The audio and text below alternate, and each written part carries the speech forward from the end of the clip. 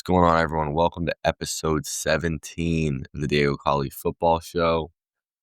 Got a fun episode, right? Excited to get into it, talk about the whole weekend, what went down Saturday, Sunday, Thursday night, and we'll start with Thursday night.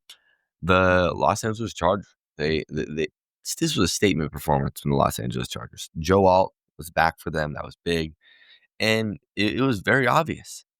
Kamani Vidal, the run game was back, 23 carries, 117 yards, one touchdown for him.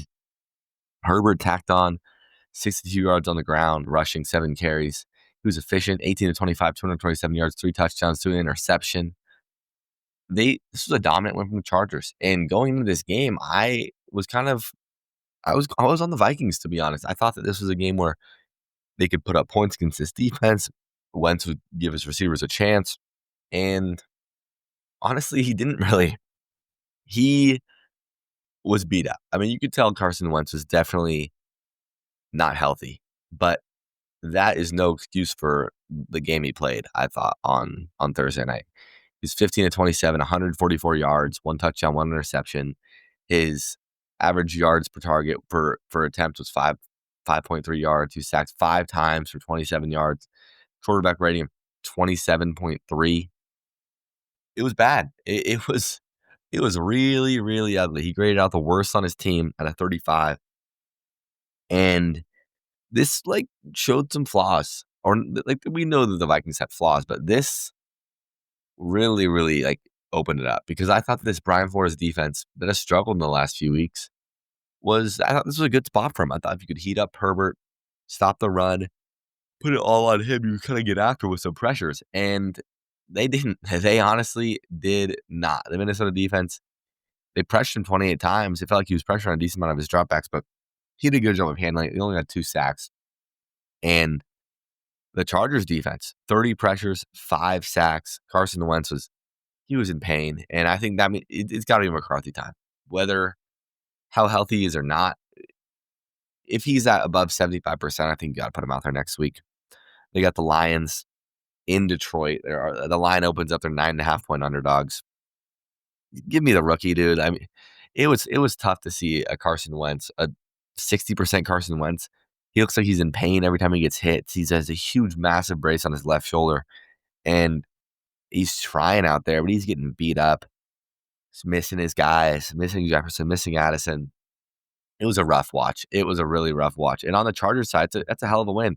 This is a team that's kind of sputtering the last few weeks. Honestly, they lose to the Giants, lose to the Commanders, have a close win against the Dolphins, and then get rocked by the Colts. And it was this 3-0 start? Was this a bad read of the team? And no, they showed. I think they showed a lot this week, and they were healthy. Joe Alt being back was a huge help for them. And yeah, it was a rough game for the Minnesota Vikings, and a great win for the Los Angeles Chargers. I want to shout out Jonathan Grenard. I thought on the Vikings side he played a hell of a game. He had a big strip sack, I believe. But I mean, yeah, it wasn't a strip sack. That's on me. It was just a sack. But I thought he played good. And on the Chargers side, Aronde Gadsden, he is the tight end out of Syracuse. These last few weeks, he's really started to pick it up. And this guy's a force. This Chargers passing offense is absolutely lethal. I mean, you got him checking in for 5 for 77. Keenan goes 4 for 44. A lot of big third down pickups. Lab McConkey 6 for 88, a touchdown. He's starting to come back into that Lab McConkey that we're expecting coming into the year. And that's without Quentin Johnson even having a single catch. And he's been their big play guy all year. He had nothing. So this is a dangerous team, man. And when Omarion Hampton's back, the weapons on this offense cannot be understated. And that line is healthy, and this offense is firing on all cylinders. It is a dangerous team that you do not want to see in any time, because when Herbert's on, he's one of the more fun quarterbacks to watch in the entire league.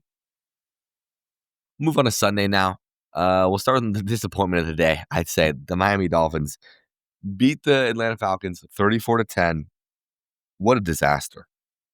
What an absolute disaster for the Atlanta Falcons.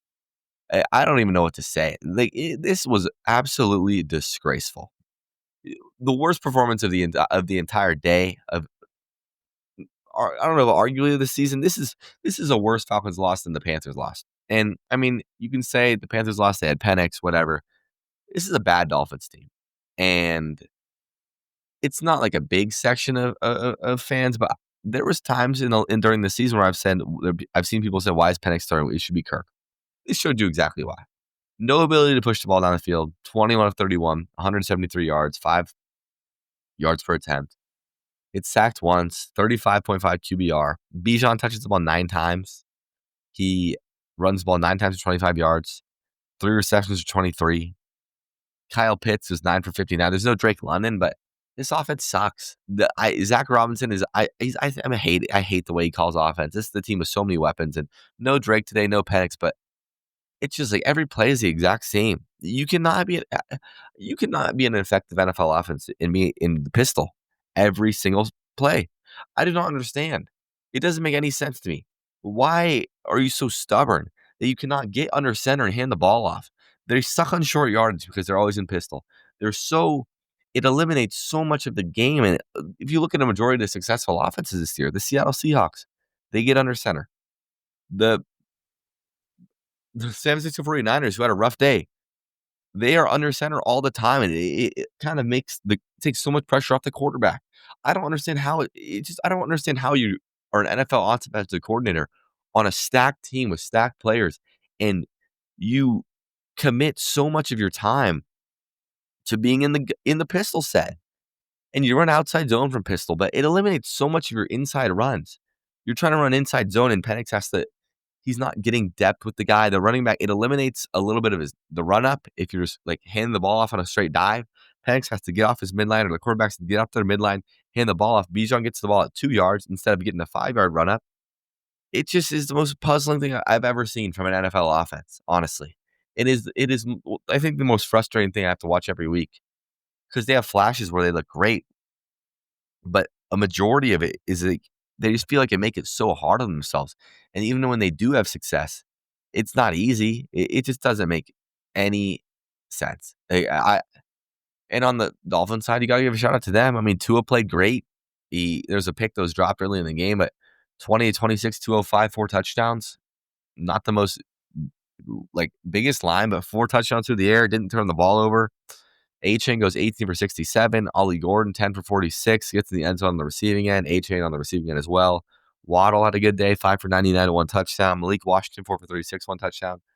I mean, give props to the Dolphins, but this was just an absolute disaster from Atlanta. Like, there are 0 positives on the Atlanta Falcons side today. That's all I have to say about that game. But just what an absolute disaster. Just so disappointing. So disappointing. And their season's not over. Like, Penix is hopefully going to come back. I thought he was going to play this week, and bone bruise in his knee. But you got a big game against New England. And I mean, the thing about the Falcons is this year, they show up in these spots where they're kind of underrated. They beat the Falcons on the road as 3 or 4 point underdogs. They beat the Commanders at home. Then they beat the Bills at home on primetime as big underdogs. They lose to the Niners in a kind of an even spot. But now you're going to New England. The early lines I'm seeing is they're plus 200 on the road, plus 5.5 point on the spread. And then you go to Indianapolis, and then the Panthers, the Saints, Jets. They can make the playoffs, but in the competitive NFC, they got to start winning games. And they cannot put up performances like they do today. Because if this keeps happening, Raheem Morris is not going to have a job next year. Zach Robinson, if Raheem Morris does have a job, Zach Robinson should not have a job, because he is, I think, arguably the worst offensive coordinator in the entire NFL. Up next, New York Jets. I got to say I'm happy for the Jets. Obviously, this morning, the really sad news of Nick Mangold passing away with kidney complications. I think he had cancer. Horrible news. And I think they were playing for him today. The pride that they were playing, the Rex Ryan clip, obviously was really tough to watch him on the air. Like, after finding out the news, that's honestly really awful that he had to be in that situation. But on the Jets side of the ball, I'm happy for them. I'm happy for Aaron Glenn. Aaron Glenn's a guy who I thought was a great culture changer, a great culture hire. And it's been ugly the last few weeks. And it's been to the point where I didn't know if these guys were going to win a game. I mean, you got Woody Johnson, the owner, calling out Justin Fields in the media, saying, like, what I'd like to see what all these other coaches can do with quarterback play like that. You can't say that about a guy that's on your team. And Fields had a great moment after the game where he really opens up in his the post game press conference. He said he was crying in his closet this week. Like, I mean, it's got to be a tough mental spot for him. I mean, he's been a guy that they brought him in to be the starting quarterback, and playing in New York, the tough media. And he comes out and has his best game of the year by far. They have 502 yards of total offense. Didn't turn the ball over once. 25 first downs. Only 4 penalties. They played a clean football game. 7 to 15 on third down. 2 or 3 on fourth down. They held the ball for 33 minutes of the game, more than the Bengals, and they just kept battling. Quite honestly, this was a game that Cincinnati controlled.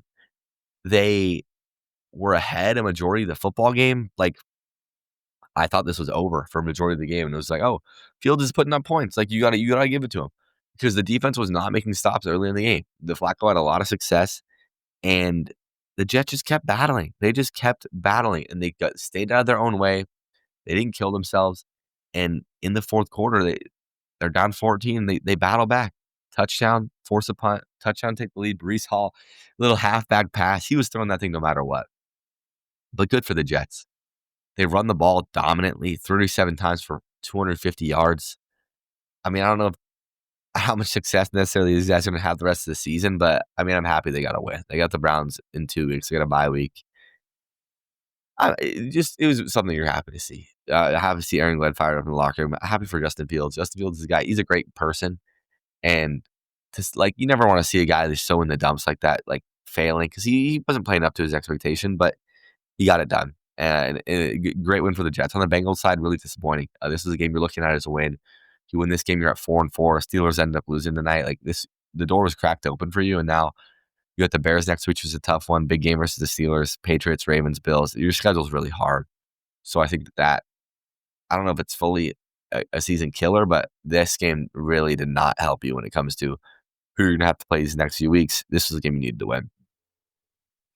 Go to New England, Browns at Patriots. Dylan Gabriel sucks. Respectfully, I was trying to give him the benefit of the doubt for a while, but he sucks. If we do not see Shedeur Sanders at some point within the next few weeks, I'm just going to be really disappointed. Because at that point, it's a Kevin Stefanski thing. Is it an ownership thing, or is it a general manager thing? I think it's a Stefanski thing. I don't think he likes him, but you cannot sit there and tell me that Dylan Gabriel is giving you a better chance to win than Shedeur Sanders. Say what you want about his attitude. Shedeur was a first-round pick. He falls to the 5th, whatever. Crazy story. He falls to the 5th round. He was a first-round talent quarterback. And then all this backtracking of him like, oh, Shedeur Sanders is bad. He's a locker room issue. Okay, I'm not saying that he's the greatest person and the greatest, all these character flaws. I see it. But on a horrible football team, I think it's pretty clear he's the most talented quarterback in the room. And that's been shown. And obviously, he has rough moments in the preseason. But Dylan Gabriel has an inability to push the ball down the field. Like, an inability. It's like he can't throw the ball past 20 yards. He goes 21 of 35 for 156 yards. 4.5 per attempt. 2 touchdowns, 2 interceptions. He's turning the ball. He's not taking care of the ball. It's not like he's being super passive and keeping the ball out of harm's way. He's not. He's not an NFL quarterback, respectfully, and that's fine. I'm sure he'd be a great career backup quarterback, Case Keenum type. But like, this is not. These are his 3 stat lines: 29 of 52 for 221 in London. He threw the ball 52 times for 220 yards, like 4.3 average per attempt. Versus Miami, in a win, 13 for 18 for 116 yards, 6.4 yards per attempt. Then New England, 21 of 35, 156 for 4.5 yards per attempt. And in those 2 games, he didn't have a passing touchdown. He gets his first passing touchdown today. Or I guess he had him in his first game. The Minnesota game, 19 to 33, 190 yards, 5.8 yards per attempt. Like, there's no threat of a downfield pass. And I like Kevin Stefanski, but this is like, he's going to get himself fired. Like, you can't keep trotting out these horrible teams and expect to keep a job because you were one coach of the year 4 years ago. More than that, I think. It's just like, it's just so frustrating. Like, the Browns are a horrible team to watch. Myles Garrett put on one of the greatest performances by a football player I've ever seen today. He had 5 sacks, and it didn't even matter. It was an uncompetitive game. 5 sacks, and the team loses by 20 points.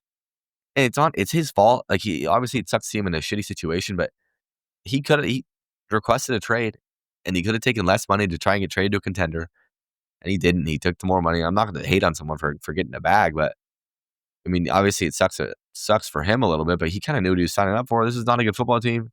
He couldn't run the football today 9 times for 19 yards. Quinshon Judkins didn't really try to. Harold Vannon's been a lone bright spot. 6 receptions for 62 yards. Carson Schlesinger goes down with an injury on an interception. That was good to see, but he goes down with an ankle injury.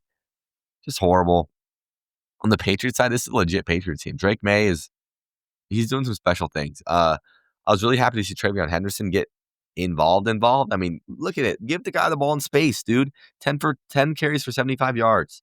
Ramondre 14 for 34. Like, I hate seeing Ramondre. Okay, he's fine. It really kind of pisses me off at sometimes when I just why does Vrabel, does he have some dirt on Mike Vrabel? Like, I don't understand the Ramondre Stevenson stuff from the Patriots perspective. I don't understand it at all. But it's a great win for them. Matt Collins goes 7 for 89. Kayshon Boutte goes 3 for 75. Diggs gets in the end zone 3 for 14. They didn't need to do crazy a lot. It's a comfortable win, and that's all you can. A comfortable win in the NFL is all you can ask for. I mean, on that note, there's a lot of those, and this was probably one of the ugliest slates I can remember in a while.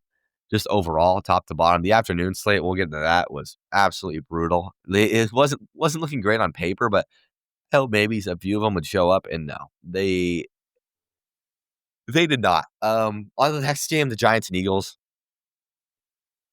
Cam Scatterbo, gotta say that sucks. You never want to see an injury like that, and for a fun rookie running back too. A running back, his ankle goes sideways early in the game. It just really unfortunate to see for him. But I mean, it sucks. It sucks. He was a bright spot in this Giants season that is looking pretty rough right now. Dart, 14 to 24, 193 yards, 1 touchdown. Got sacked 5 times. He was getting beat up, dude. Tyrone Tracy goes 10 for 39 in relief for Scatterbo. I mean, he's talented too, but you never want the rookie. He was bringing him and Dart were fun, and that's just a crushing injury. But on the rest of the game, it was a struggle bus for the New York Giants. And on the Eagles side, this was the Eagles that kind of we expect. This was an easy, comfortable win. Saquon has his longest run of the season, 65 yards to open the game. Hurts did what he had to do. 15 for 20, 180 yards, 4 touchdowns. Like, that is a more traditional Jalen Hurts stat line. Devontae Smith was 6 for 84. Jahan Dotson had baptized the dude on the Giants defense. 1 reception for 40 yards. Like, they didn't need a whole lot from anyone. Dallas Goedert, 3 receptions, ended with 2 touchdowns, 28 yards. Saquon goes 4 for 24 in the receiving game. But I got to just say something about the tush push. I'm so over the tush push. It's like every week. I mean, I've ranted about it before, but every week there's just a new thing that the Eagles are getting away with that no one else is going to get away with. Please explain to me. Forward progress. There was multiple forward progress issues today across the league. The NFL is a forward progress problem. It's like the refs don't know what they're doing. Like, I don't know what constitutes forward progress in more. This one was egregious. This one was absolutely egregious. It's a tush push. He's pushing. He gets the first down and he extends the ball. And as the ball is getting extended, Kayvon Thibodeau rips the ball out and gets the ball, like rolls onto it.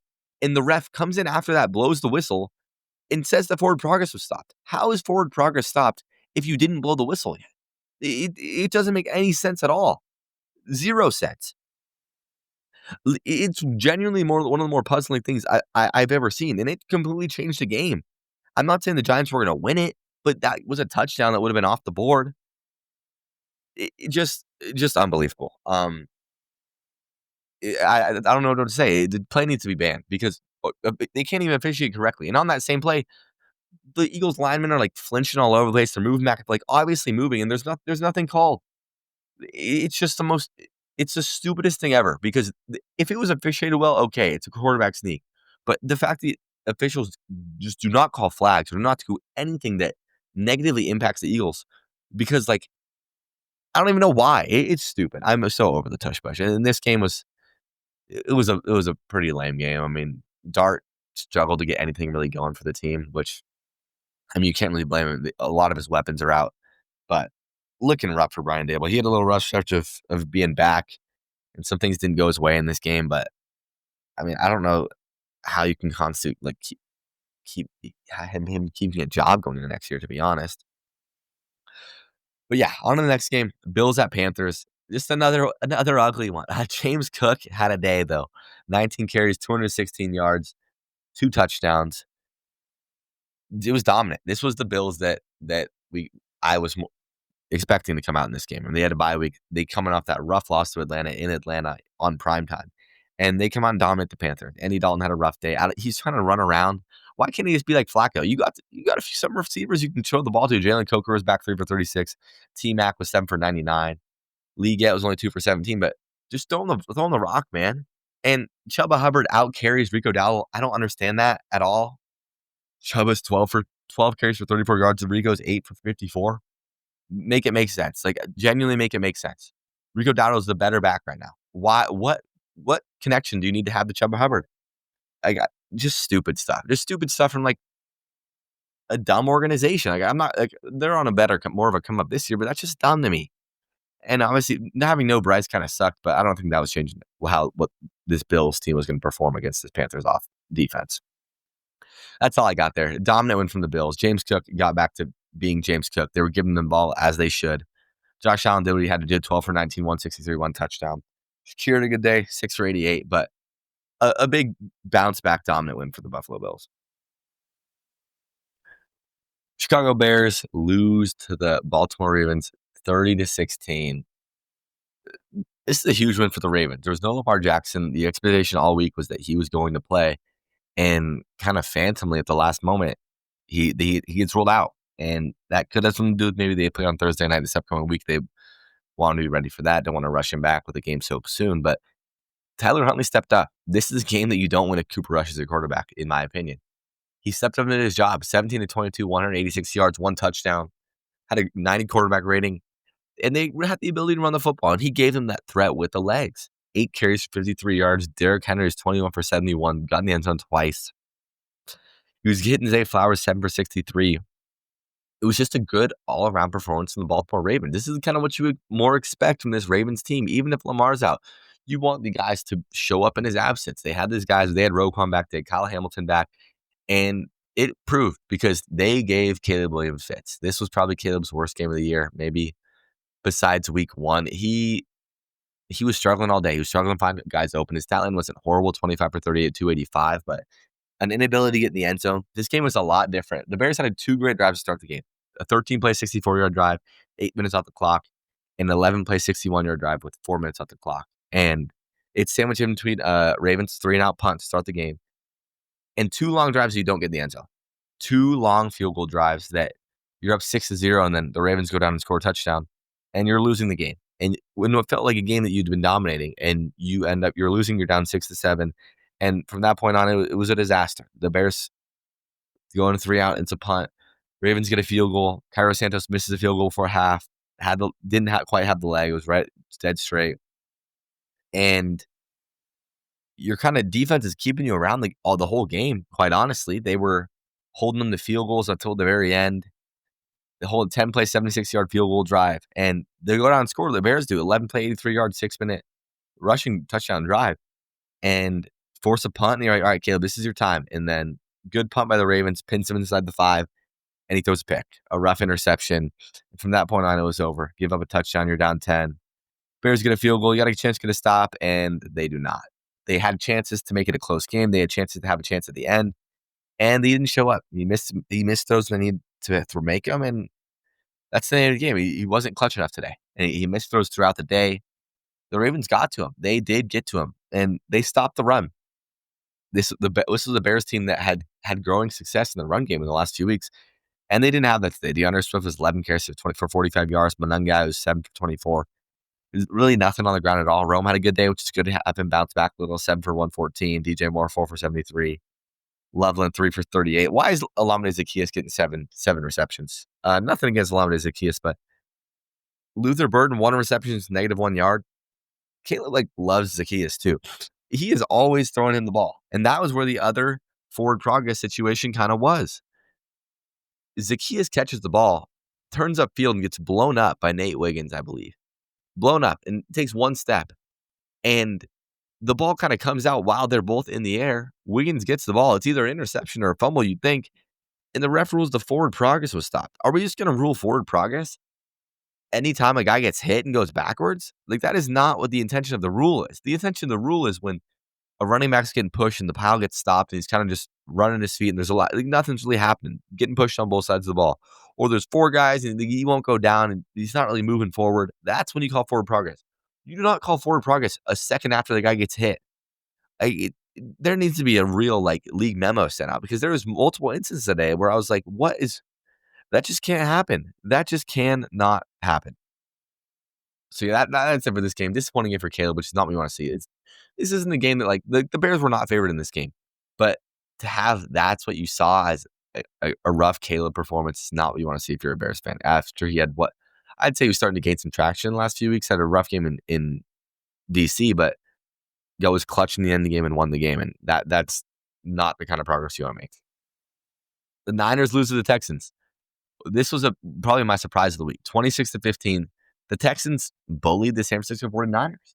This was CJ Stroud, I thought. CJ Stroud's best game that he has played in quite some time, quite honestly, because even in the Texans' wins this year and even in general, just recently towards last year when their offense really struggled, it wasn't, they'd win the game and it was never pretty. They kind of just slog across, make some plays when they needed to, but it wasn't a consistent all-around offensive good game. And that's what you got today. He was 30 of 39, 318 yards, 2 touchdowns, 1 interception. They were able to run the football. Woody Marks, 11 for 62. Nick Chubb, 17 for 56. That's successful. And this is the team that had no Nico Collins, and the receiver room stepped up. Jalen Noel, 5 for 63, the rookie, showing up. Jaden Higgins, his counterpart, 4 for 34, got in the end zone. Xavier Hutchinson, 5 for 69, 1 touchdown. Braxton Berrios, 5 for 38. This was a well-rounded offensive game from the Houston Texans, who were embarrassed on Monday Night Football against the Seahawks and come back against a team that embarrassed the Atlanta Falcons on Sunday Night Football. It seemed like a bad matchup for them. And they showed up. They dominated this game in the trenches because if you go to the San Francisco side, Christian McCaffrey, 8 carries, 25 yards, 0 touchdowns, three receptions, 43 yards through the air. But if you were watching this football game, it feels like you didn't even see McCaffrey or Kittle in this first half. They ran 10 offensive plays in the first quarter and a half of game time. I mean, in the first half, they only had the ball for 5 minutes almost. A 4-play, 3-yard, a minute 44 punt, first drive. 3 and out, a minute 37, punt. 3 and out, a minute 40 long drive, punt. Then they get a 4-play, 35-yard touchdown drive. At the end of the half, they're going quickie. It's Kittle. But they were barely on the field. And then you go 3 and out to start the second half when it's a chance. If they go down and score there, it's a 1-score game. No, the Texans go down 12-play, 94-yard, 6-minute drive. This was a Texans offense that I haven't seen all year. And, I mean, it's got to be a good sign for them because this is a well-coached defense, they're missing some guys. This is a well-coached team. Robert Saleh, very good defensive coordinator. And they went in and silenced them. And their defense is good, which we've known their defense is good, but their offense picked up some slack today. And if you're a Texans fan, that is exactly what you want to see. You got Denver next week, which is no easy game. Denver had a fantastic win today. Jacksonville's a big division game. You got Tennessee, you got Buffalo, Indianapolis. They got a gauntlet coming up. The Chiefs after that. So to have some offensive success that is shown is huge before a big run of tough games. And the Niners side, it seems like we're going to get Purdy back next week, but the Niners' problems stem from a lot more than the quarterback play. I mean, Mac Jones wasn't great today, but I don't think Brock Purdy wins this game. Brock Purdy can't change the fact that guys were getting pushed around the run game. If Mac Jones was sacked 2 times, I'd love to see the pressure numbers on that because I feel like they were in his face all day. Jawan Jennings targeted 7 times, 4 receptions, 45 yards. Kendrick Bourne 3 for 44. Kittle 4 for 43. Just an ugly offensive performance. Kyle Shanahan, I thought, got outcoached by D'Amico Ryans. Robert Saleh got outcoached by Nick Caley, I believe, is offensive coordinator for the Texans. He had a great day today. And just a little breath of fresh air if you're Houston, coming off a really rough loss. This is a huge confidence booster for the Houston Texans. On the afternoon slate of games, the ugly afternoon slate of games. Tampa Bay Buccaneers versus the New Orleans Saints. I don't even know where to start here. This was a horrible game on the offensive side for both teams. The Tampa Bay Buccaneers had probably the 7, because they didn't even score. 7 straight worst offensive plays from inside the 1-yard line. Absolutely just horrible. There was a stretch where they were on 4th. They had 4 plays from the 1-yard line. And Sean Tucker, left guard for no gain. Rashad White, up the middle, no gain. Rachaad White, left guard, no gain. Rachaad White, left guard, no gain. Sean Tucker, left guard, no gain. How do you get stuffed 5 times in a row because there was a flag on the first one from the 1-yard line? I do not understand it at all. And then you come out, second drive of the second half, and you get to the 1-yard line, try to throw a fade route, incomplete. Sean Tucker, no gain. Try to throw another fade route to Emeka, incomplete. And then you finally punch it in. But that is 8 plays from the 1-yard line with an inability to get in the end zone. I'm confused. How do you not run a quarterback sneak after all that? Like, when you're on the 1-yard line, you just jump across. They're on the inch line. That was poor. Spencer Rattler, maybe this is the game. He finally, this was the Spencer Rattler game people had kind of been expecting all year. He had a rough pick 6. I don't know how much of the blame if that's on him, but gets benched for Tyler Shuck. Tyler Shuck comes in and plays bad, and he was chucking it, though. I'll give him that. 17 to 30, 130 yards, 1 touchdown. They were letting him throw it. Rattler was 15 to 21, 136 yards. I mean, was efficient, but that interception was bad. And they kind of needed the spark. This is a game that they had kind of some chances to be in somehow, but couldn't really capitalize. Had a few fumbles, turned the ball over too many times. 4 turnovers, 1 from each quarterback, 2 fumbles lost. 1 from Shaheed, 1 from Rattler. It's just a really ugly game at home. Shaheed had a good day besides the fumble, but you got to hold on to the ball. 12 targets, 75 yards, 9 receptions. Olave had 12 targets as well, 8 receptions, 63 yards. On the Bucs side, a weird game. Emeka, kind of 2 down weeks in a row. Cade Otton, 4 for 40. Tez Johnson, 5 for 43, but this was not the explosive Tampa Bay Buccaneer offense that we kind of expected over the last few weeks. They get a good win bouncing back, but it was kind of a trap spot. The Saints were kind of trending at kind of a popular pick. They're only plus 3.5 at home, but just an ugly display of offensive football. A win's a win in the NFL, but really, really ugly. This is kind of one, if you're the Bucs, I think you just toss out the window. You're not wanting to watch a film from this game. Cowboys-Broncos. Really, really disappointed in the Dallas Cowboys. This was a spot I thought it could be an upset spot for them with that explosive offense. And I think this was probably Dak's worst game of the entire year. He was 19-31, 188 yards, 2 interceptions. Just all around poor from him. He was missing throws. He was missing guys. Threw a bad pick in the red zone at the end of the game. You got to give a shout out to Vic Fangio and not Vic Fangio, Vance Joseph and the Broncos defense. They absolutely swallowed up Javonte Williams. 13 carries, 41 yards, 2 touchdowns for him, but no real chunk run plays. George Pickens had success, 7 for 78. CD was 7 for 74. And just bottled up Jake Ferguson. Jake Ferguson has been one of the best tight ends in the entire NFL this year, and he had 0 receptions, 1 target, 0 receptions.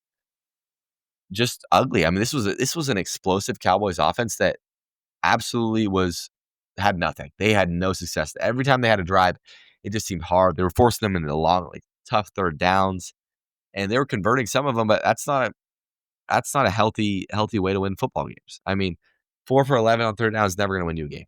2 for 4 in the red zone, not going to win you a game against a good football team. Turn the ball over twice, outgained, just poor. And on the Broncos side, I gotta give it to Bo Nix. I thought Bo Nix's best game of the year. I mean, am I wrong in saying that? I'm trying to think back to before, but I thought he was efficient. He threw great balls. There was one in the red zone early in the game or late in the game. At some point where he has Cortland Sutton. It was an absolute rope, and Sutton drops the ball. But he played confidently. 4 touchdowns through the air, 8.5 yards per attempt. 1 interception, but 82 QBR. He had a great game, and the Broncos' offensive line was pushing around the Cowboys' D-line. The Cowboys' defense is horrible. They couldn't stop a cold. They just got dominated, absolutely dominated. There was times in this game when they needed to stop, when the Cowboys would score, and it's like, okay, if you got to stop here, go and score, tie the game up, go and score, make it a 1-score game. And there was nothing. The Broncos was so easy. 7-play, 72-yard touchdown drive in a minute 30 before half. 12-play, 84-yard touchdown drive. 8-play, 55-yard drive. It was easy for him. Put up 44 points. Dak gets pulled at the end of the game. Milton throws a nice touchdown, but just an embarrassing display of defense. This Matt Eberflus defense is bad. A lot of their corners were out today, but that's no excuse for getting pushed around on the inside. Just disaster for Dallas, and a great win for Denver. I got to give it to Denver. This is kind of the team that people expected early season when they said this is a sneaky Super Bowl contending team. So good for the Denver Broncos. Titans, Colts. The Colts are arguably the best team in football. Jonathan Taylor is arguably the best running back in football. Daniel Jones continues to perform. 21 to 29, 272, 3 touchdowns, not turning the ball over. Jonathan Taylor, 12 for 153, 2 touchdowns on the ground. Had a touchdown through the air. It was a little jet sweep, little flip pass, 2 for 21. They're just dominant. I mean, it's like I'm struggling to find words week in and week out for this Indianapolis Colts team. It's hard because they come in every week and put on a dominant performance against teams that are supposed to beat. And other teams around the league are not doing that. They're winning games. They're not winning games the way that Indianapolis Colts are winning games. I mean, you look at the last 3 weeks, the last 4 weeks, 40 points against the Rangers, 31 against the Cardinals, 38 against the Chargers, 38 against the Titans. I mean, they've only had 2 games this year where they didn't score 30, and that's 20. They only scored 20 against the Rams in a loss, and they had a touchdown taken off the board, and they scored 29 against Denver in a win. Like, this is a really, really good football team. Jonathan Taylor, how many touchdowns does he have right now? He is leading the league in touchdowns, 697 yards rushing. Tyler Warren, 439 through the air. He has 12 touchdowns. Like, that is unheard of. I think he might be on pace to break the single season record. If he stays healthy, I mean, there's no reason he shouldn't be the offensive player. Arguably in contention for the MVP. Because right now, no one's really stepping up to be the MVP in the NFL. And there's, honestly, right now, I think it might have to be Jonathan Taylor. What he's doing for that team is absolutely unbelievable. On the Titans side, I mean, there's a rough clip of Cam Ward yelling at Mike McCoy. What are we doing, Mike? Go for it on a 4th down. It's hard to watch him every week. 22 for 38, 259. I mean, I got to give a shout out to Tyjae Spears. He was a bit of a bright spot. Gave some explosiveness on the ground, 9 for 59. 1 touchdown, a 41-yard run. But, I mean, it's a rough watch right now. Any Tennessee Titan game. Just lifeless. The interim head coach is not really doing much, not changing much from what we saw with Callahan. But, well, what can you say there? Titans lose that game. Rough game for War. The Colts are dominant. They ran into a fucking buzzsaw. Packers Steelers. This was a weird game. This was a really, really weird Sunday night game. It starts off and the Packers go down and have a huge game. They punt on their first drive. The Steelers go down and get a field goal, and the Packers going to have a great drive. 6 plays, 67 yards. Tucker Kraft. Tucker Kraft is he the best tight end, one of the best tight ends in the NFL right now?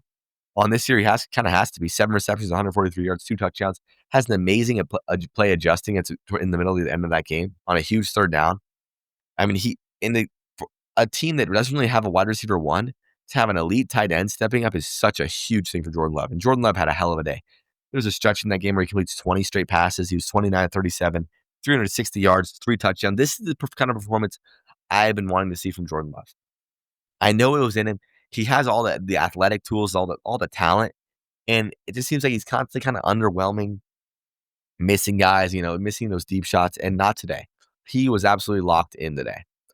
And they needed him to be because this Steelers defense was stopping the run game. Josh Jacobs has the worst game of the year, 13 carries, 33 yards, does get in the end zone. Emmanuel Wilson had some success for 11 for 61, but 26 carries, 94 yards. If you're playing the Green Bay Packers and that's the styling the running backs are giving them, you're signing up for that 100% of the times. And Jordan Love picked them up with his arm time in and time out this whole day. The O-line did a great job protecting him, was sacked 0 times. But it was a very, very impressive day from him. And it was a weird game because the Packers kind of got themselves in some more trouble than they really should have been. They go down and score that first touchdown, and the whole rest of the first half, they struggled. Brandon McManus misses 2 field goals, and they go into the half down 9. And it was the Steelers kind of in control of the game. He missed the field goal before half, and misses a short one. And you're down 9 with the Steelers getting the football, and you force a punt. Obviously, the kind of controversial, Micah Parsons obviously jumps offside, and the refs don't really call it. That was weird. And that kind of gives the Packers some momentum. 9-play, 90-yard touchdown drive. Steelers get a field goal. They're up 5, but then the Packers take the lead on that touchdown, force a punt, touchdown, punt, 3 and out. And in the fourth quarter, these are just some horrible drives in the Pittsburgh Steelers. 3 and out, -3 yards punt. 3 and out, -9 yards punt. Fumble, 2 plays, 3 yards, fumble. They get a touchdown at the end of the game when it's over, but really, really disappointing. I don't think the Steelers team is that good.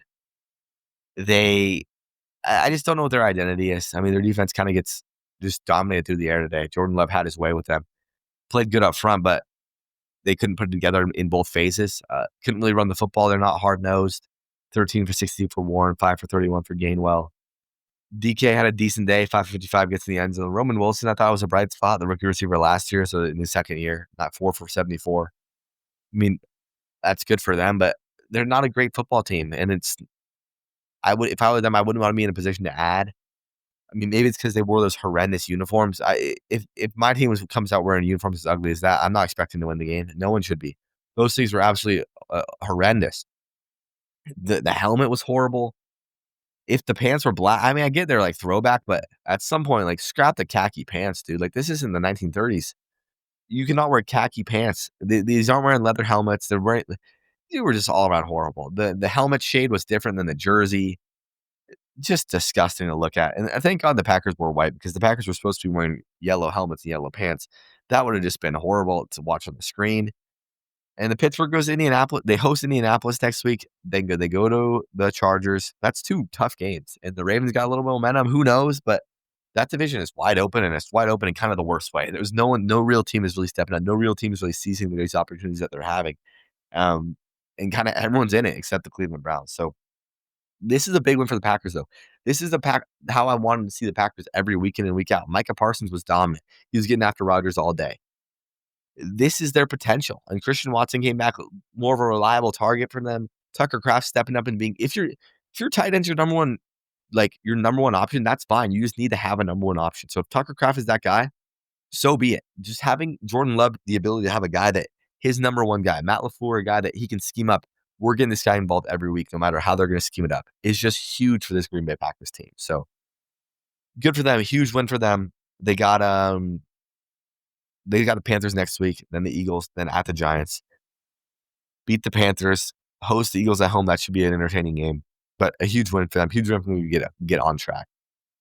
And we'll talk about college again. We got some breaking news today out of Baton Rouge, and we'll talk about that next.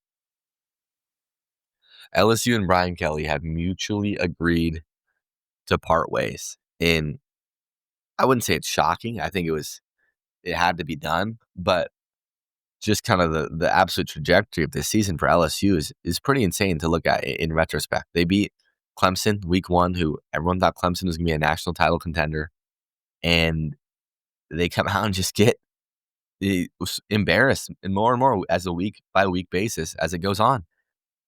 And I think this had to be done, especially with how the game played out on Saturday in Death Valley. I've never seen Death Valley get that empty out like that, be so quiet, have just absolutely zero presence at all. They got pushed around by Texas A&M. And Texas A&M is a great football team. But Marshall Reed and his best day, 12 of 21, 202 yards, 2 touchdowns, 2 interceptions. Rushes for 108 yards on 13 carries.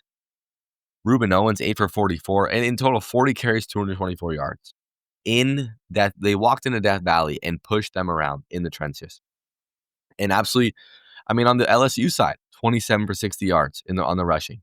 Garrett Nussmeier, 25 of 39, 218 yards, 2 touchdowns. He's a disaster right now. I mean, the amount of hype that this guy had coming into the season, and I mean, it's a him problem, it's a Brian Kelly problem, it's an all-around LSU problem. But I mean, Nuss isn't playing like an NFL quarterback. If I was an NFL team, why would I want to bring Garrett Nussmeier to be the future of my franchise? I mean, he's looking slowly. He's just working himself down and down the draft board. He's like an arguably 5th round pick at this point. Like, he may be worse than that. What do you see in him that shows that he can be an NFL worthy caliber quarterback? They bring in the backup Van Buren, and I don't see. I mean, do you bench Nuss? I don't know, but you kind of need to do something. I don't know if I don't see why you don't switch it up, to be honest, because what Nuss is bringing you right now is really poor quarterback play. And you're going to Bama in 2 weeks. You got a bye week. But on the Brian Kelly side of things, I mean, this LSU instantly becomes the best job available in all of college football. LSU is a powerhouse, like national. This is the best job of any available jobs, and that's a Penn State available job, Florida. It is the LSU. It's LSU and then the rest, because what you can do, the amount of resources that you have at that school, I mean, you got to shoot for the stars here. I mean, I don't know. The issue is like the high guy, like Cignetti's not leaving. I don't think he has no reason leaving the NFL with what he's building. He just got to extend it. Marcus Freeman, I don't think is going to leave Notre Dame.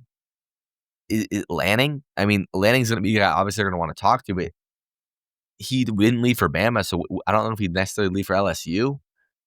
I don't know. It's going to be interesting because are they going to have to go for a top of the market guy, or are they going to come with a more of a program type builder who they can come in and maybe a little young life, someone that hasn't been really showcased to the entire nation yet on a national stage. Like, I've been seeing the Tulane coach get tossed around up there a lot as an option. He's already in Louisiana. It's going to be interesting, but what a dumpster fire. And A&M, I got to say, I'm surprised with A&M. I did not expect this coming into the season, and this is a huge, gritty win. A road win in the SEC is nothing easy. I want to talk about Ole Miss. I really like watching Ole Miss, man. And this game felt like, I mean, it was a playoff eliminator. I called it on the show on Thursday. And Trinidad Chambliss wasn't the prettiest, 24 or 44, one passing touchdown, 315 yards, but he showed up when it mattered. And this was a game that for a second, it was like, this is a game that Lane Kiffin's going to find a way to lose. They're up 12 to start the second half. And in a game that they had dominated, like they were dominating Ole Miss. Mateer had nothing. Arbuckle couldn't scheme anything open. Oklahoma had nothing for Ole Miss. The defense was all over him. And Lane does something. He's trying to get cute in his own territory. It's 4th and 1.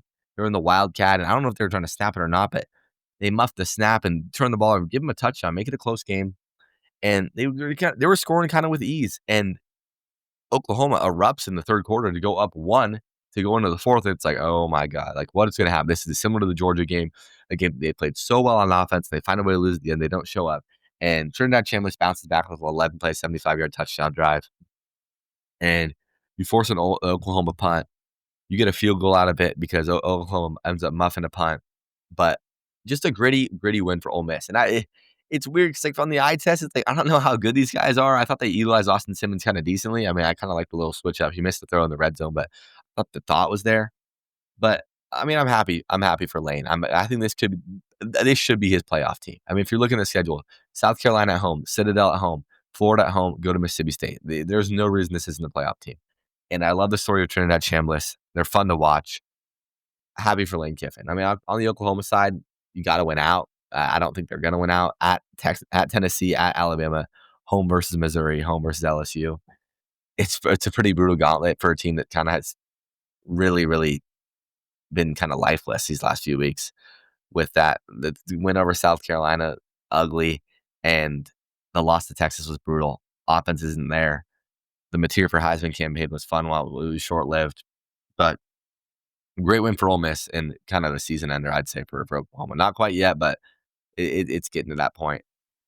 One more game, Missouri, Vandy. Diego Pavia is fun. I mean, is Diego Pavia the Heisman winner? I think it'd be fun to see.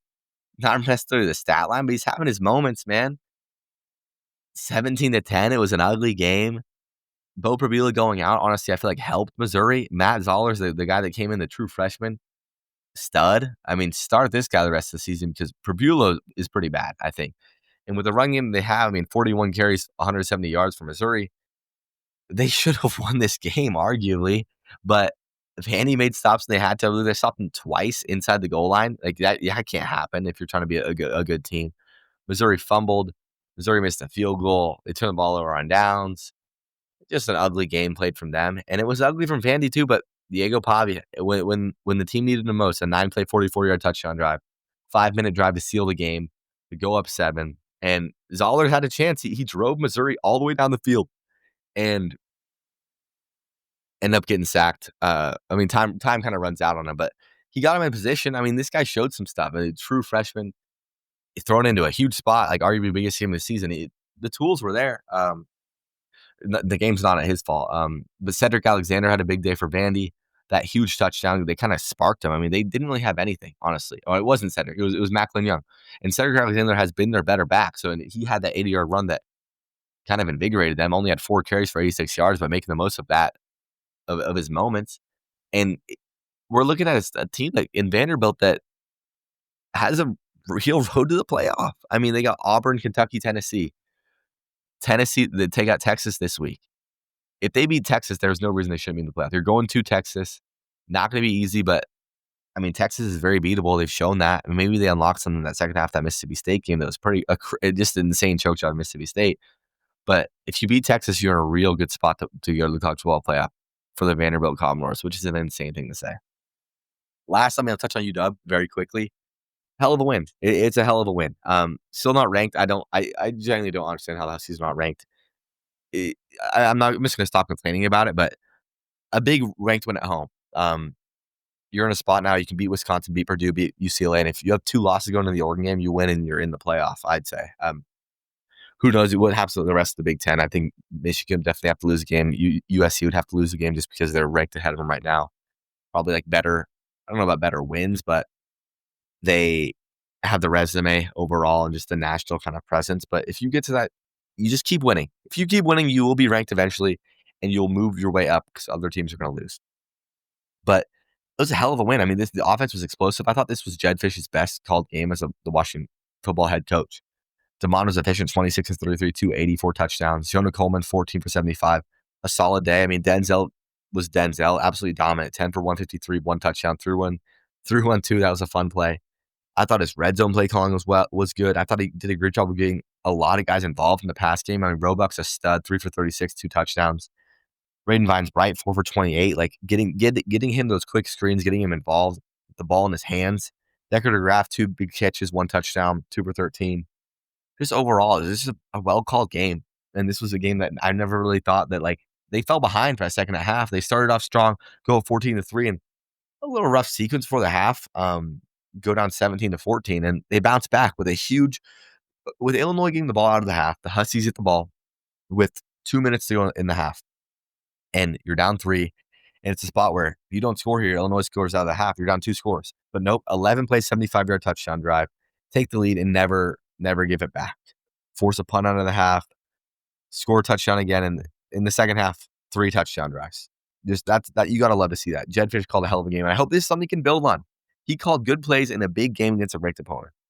Now you play Wisconsin, Purdue, UCLA. Take care of business against these teams. Keep building, stay healthy, and who knows what can happen in Husky Stadium versus Oregon on Thanksgiving weekend.